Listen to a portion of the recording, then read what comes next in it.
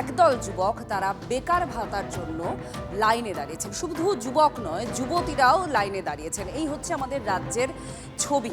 এই মুহূর্তে সুমন আমাদের প্রতিনিধি রয়েছেন আমাদের সঙ্গে, এমনই বেকার ভাতার লাইনে দাঁড়িয়ে রয়েছেন সুমন আমাদের প্রতিনিধি, সেখানকার ছবি তুলে ধরছেন যাদবপুর থেকে সরাসরি।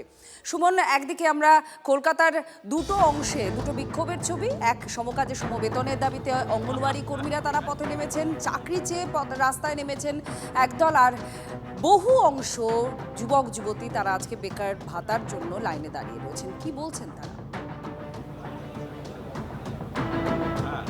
দেখো, একেবারেই ছবিটা মানে অনেকাংশে কন্ট্রাডিকশন, আবার অনেকাংশে দেখো আসলে কারণটা একই। তার কারণ হচ্ছে রাজ্যে চাকরির সংকট রয়েছে এবং তার জন্যই শিক্ষিত হওয়ার পরেও কিন্তু লাইনে এসে দাঁড়াতে হয়েছে বা সেখানে আন্দোলন করতে হচ্ছে। আমি ছবিটা দেখাতে বলবো অমিতকে, যাদবপুরের ছবি। প্রত্যেকটা বিধানসভাতে এরকম ক্যাম্প হচ্ছে, যাদবপুরেও তার অন্যথা হচ্ছে না। যুবসাথীর ফর্ম ফিল আপ করা চলছে এবং প্রত্যেকে সে লাইনে দাঁড়িয়েছেন যাতে ফর্মটা ফিল আপ করা যায়, মাসে ১,৫০০ টাকা পাওয়া যায়। একটু কথা বলার চেষ্টা করবো। দাদা, কতদূর পড়াশোনা হয়েছে? কতদূর পড়াশোনা হয়েছে দাদা? Higher secondary. Higher secondary. এখন কি কাজ করা হয় কিছু?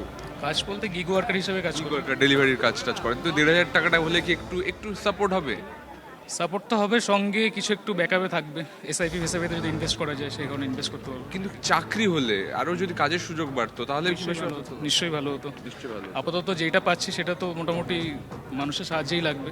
এরপর যদি ভালো কিছু হয় দেন উপরওয়ালা। এই ভাবনা চিন্তা থেকেই তুমি দেখো এই যে পরপর কলেজ পড়ুয়ারা, তার সাথে সাথে আরো যারা রয়েছেন তারা কিন্তু লাইনে এসে দাঁড়াচ্ছেন। প্রত্যেকটা বিধানসভার ছবি একই, নাই মামার থেকে কাদা মামা ভালো, তাই ১,৫০০ টাকার জন্য লাইনে। কলকাতায় আর জেলায় জেলায়